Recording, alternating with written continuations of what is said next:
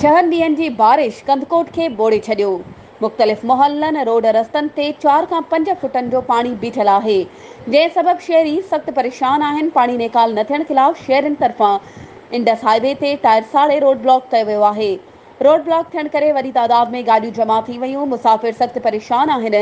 वधीक मुज़ाहिरीन मीडिया सां ॻाल्हाईंदे चयो त जीअं त पूरे पाकिस्तान पूरे सिंध जी तरह असांजे ज़िला कशमोर कंदकोट में भी सख़्त तरीन 5 रोज़ा मुकम्मल बग़ैर वक़्फ़े जे बारिश जारी रही आहे। उन जे दौरान हिकु ॾींहं जे लाइ बि ज़िलाई इंतिज़ामिया तरफ़ खां कोई बि नुमाइंदो असांजे वार्ड 15 में विज़िट जे लाइ न आयो। असां हिकु ॿ ॾींहं उन्हनि जे वटि पोइ विया बि आहियूं, दर ते चढ़ी वरी बि उनखे रिक्वेस्ट कयूं था। असां रिक्वेस्ट करे करे थकी पिया आहियूं। कोई बि DC साहब न को उनजो नुमाइंदो लड़ी करे असांजे 15 वार्ड जे विज़िट जे लाइ आयो आहे। हाणे असांजे घरनि में जेके मिनोल जेके पाणी आहिनि गटरनि जा, उहे बि पाणी हाणे असांजे वार्ड में दाख़िल थी चुको। घरनि में 4-4, 5-5 फुट जो पाणी दाख़िल थी चुको आहे। कल 2 दफ़ा हल्दी बारिश में असां जेके DC ऑफिस वियासीं, उन्हनि सिर्फ़ु असांखे दिलासो ॾेई करे पोइ माने छॾियो। कोई बि माना न टीम जो माण्हू ज़ाहिर थियो आहे, न को DC जो, न को इंतिज़ामिया जो माण्हू ज़ाहिर थियो आहे। जीअं त 2012 वारी बारिश में बि असां वही माना मुसलसल 45 ॾींहं तादी हली आहे, जंहिं खां बाद में असां मजबूरन पाक कलाम खणी करे अमन साहब खे असां ॾेखारियोसीं। उन खां पोइ जेको आहे पाणी निकितो वियो। जीअं त असांखे हिन दफ़े बि मजबूर करण लाइ तयारु आहिनि। असां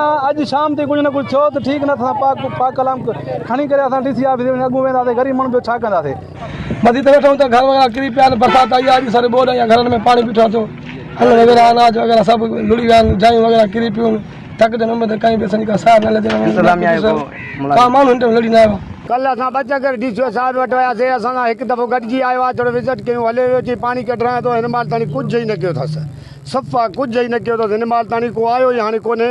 मुख़्तियार कार खे चऊं था त बाबा फ़ोना था कयूं, कॉलियूं था कयूं, उहा ई नथा अचनि। सार संभार ते वार्ड 15 ते सॼो असांजो घर बच्चा नंढा वॾा सभु पाणी में बुॾंदा वञनि था।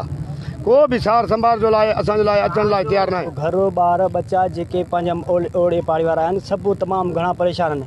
मच्छर गैस्ट्रो बीमारी एतिरी आहे जो दस्त उल्टियूं ॿारनि खे आहिनि। DC न TMO न को टाउन कमेटी जो को अमलो, कोई हिन महिल ताईं असांजी सार लधी थो न सार संभाल। लाइट जो निज़ाम बि धरम भरम लॻो पियो आहे। दीवारूं किरी पियूं आहिनि, बीमार घर में मजबूर पिया आहिनि। कोई बि असांखे सार नथो लहे।